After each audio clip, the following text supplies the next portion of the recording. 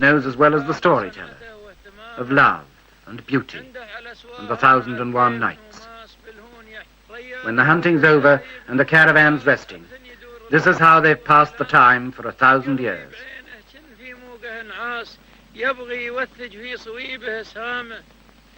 This is the old and sometimes beautiful Arabia, where time is endless and patience more so.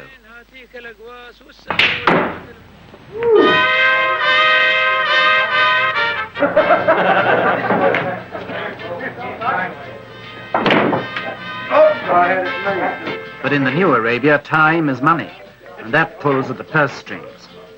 This is the Arabia of the air-conditioned desert, the sanitized, sterilized caravan of the 20th century, with its international wealth and international accents.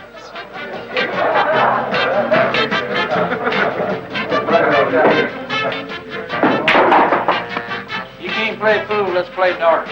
I can play darts. For these people, the old Arabia hardly exists. The mystery and the romance, or the harshness and the poverty, it's all one in the oil company's pay packet.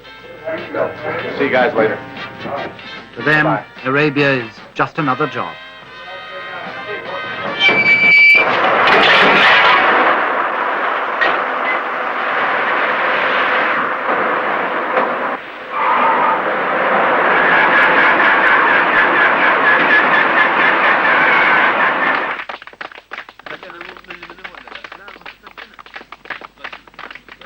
The fairy tale is over, and everyone now will live happily ever after in the dream world of the Arabian Nights.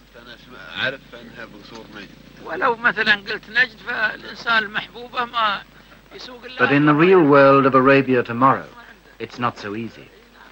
Not even Zaid's best friends can promise him a happy ending to his modern fairy tale that's only just begun.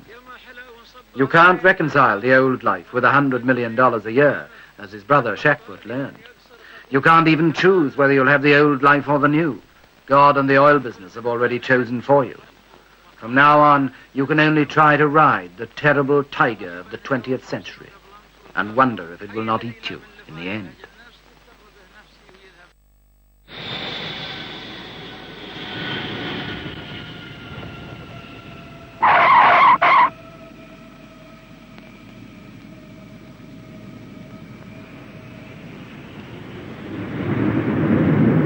By the international jets and the local runabouts, the vultures of world commerce descend on Zaid's little kingdom.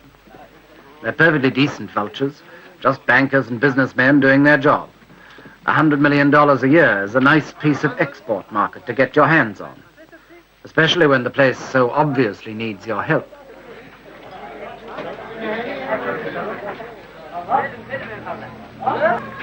Ten years ago, when I first came to Abu Dhabi, there was only one plane a week. Now there's more than one a day, and the old place can't quite cope. We've been here before. I don't know, there's been quite some improvement here in 4 years since I've been here. I fully expect to see some floor shows when I get on into town.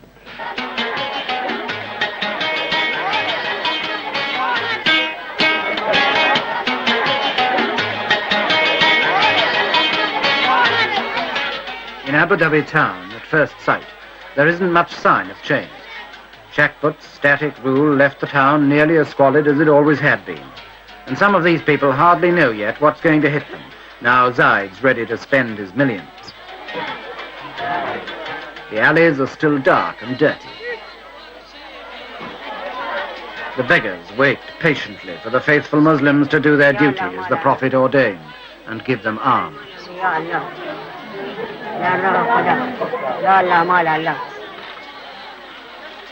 This is what Arabs call the souk, the bazaar or marketplace. And in Abu Dhabi, it's Bond Street and Fifth Avenue and the neighborhood supermarket all rolled into one.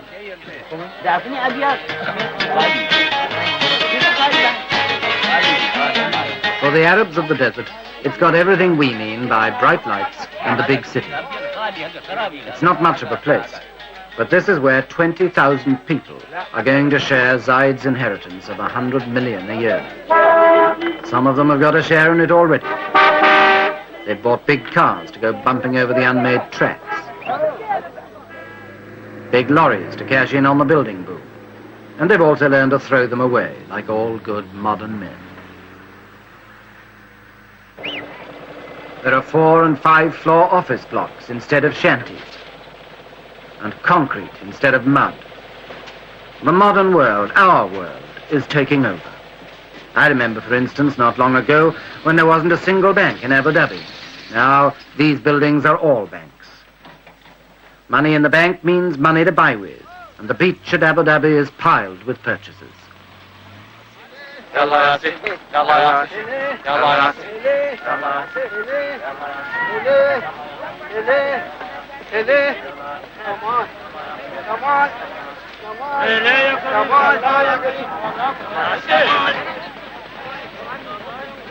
Abu Dhabi was built on a sandbank, so it's never had a proper harbour. But that didn't matter much when there was nothing but a few dates to ship out and a few tins to ship in. Now the whole modern world is dumped into the sand. Air conditioners and deep freezers, timber and steel, cement and typewriters, fans and filing cabinets. You name it, and you'll find it here, sweeping in like a tidal wave on the old Arabian shore.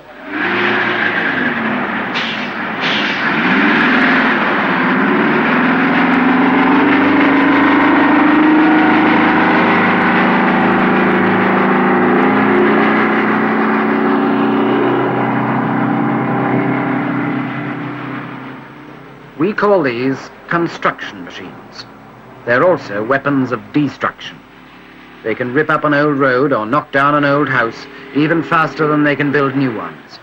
And in Arabia now they can and do tear an old way of life to shreds before a new one is properly begun. Not that many Arabs object.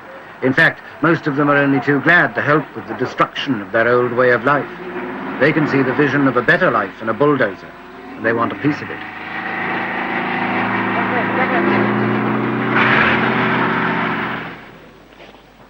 Someone, though, must try to strike a balance between building the new and wrecking the old.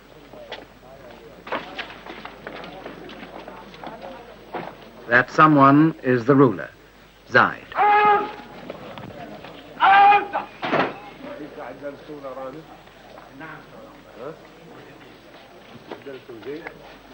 Zaid knows from experience that if he's too slow to destroy the old world, he may be removed like his brother Shakput. But if he tries to build the new world too quickly, he may destroy himself just as surely. Life for Zaid has become a perpetual balancing act between the personal leadership of the past and the faceless, impersonal administration of the future. Like Shakput, he still holds his majlis every day, so that his people can meet him, greet him, talk to him and complain to him in the traditional desert way. The ritual is unchanged. The coffee is served. Time, motion, and people seem as leisurely as ever. But behind the appearance of tradition, the revolution is creeping in. The majlis doesn't last all morning anymore. Zaid can only give his people an hour of his time. And even that's interrupted by the demands of the modern world.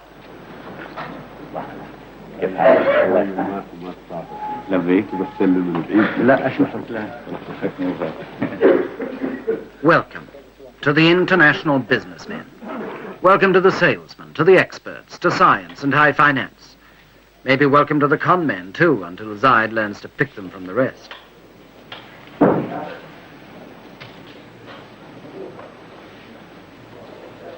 Of course, they all sit down together.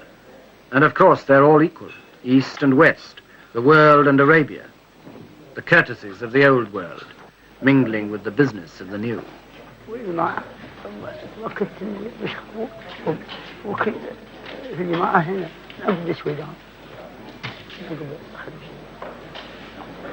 But it's the newcomers in business suits who get the places of honor at Zaid's side. And not just because Arab hospitality demands they should be favored.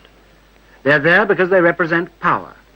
The power to provide the people of Abu Dhabi with anything Zaid can now afford to buy. Still, the ritual goes on, balancing the new with the old. The first thing a visitor must do in Arabia is to learn patience. You can sit for hours in places like this and never do anything but ask after each other's health. all in good time,